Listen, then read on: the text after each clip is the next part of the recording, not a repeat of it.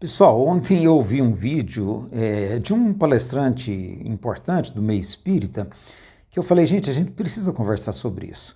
Ele dizendo que nós precisamos reconhecer que Jesus é o Filho de Deus e que nós devemos aprender a seguir o exemplo dele porque ele é nosso modelo e guia.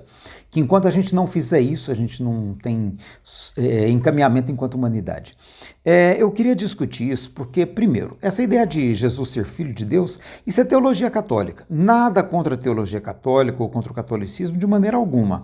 Mas eu entendo que o Espiritismo tem uma proposta própria, tem um entendimento próprio. E esse entendimento próprio passa pela validação do Jesus, que é aquele Jesus histórico, Jesus de Nazaré, que deixou uma ideia, uma mensagem, um pensamento que Kardec elege lá no Evangelho segundo o Espiritismo, logo na introdução, como referência de ética e de moral. E não essa ideia do Filho de Deus, unigênito do Pai, o Cordeiro de Deus tira o pecado do mundo, essas coisas não tem nada a ver com o Espiritismo. E o outro ponto é que quando Kardec coloca lá aquela resposta à questão 625 de Jesus como guia, modelo, não significa que ele é o único.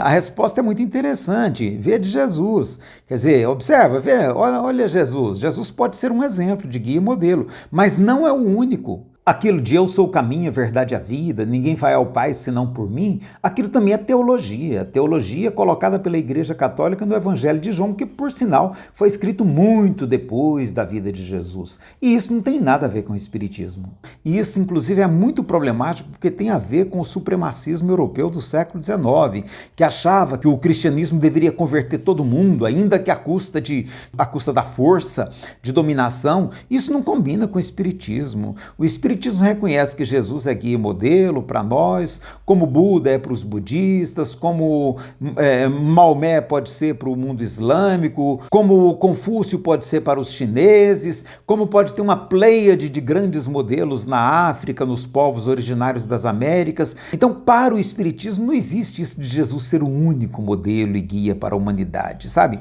Isso é ranço das ideias de Rusteng, lá do século XIX, que foram absorvidas pelo movimento espírita brasileiro e que continuam sendo reproduzidas ainda hoje, mas que a gente precisa olhar isso criticamente, sabe?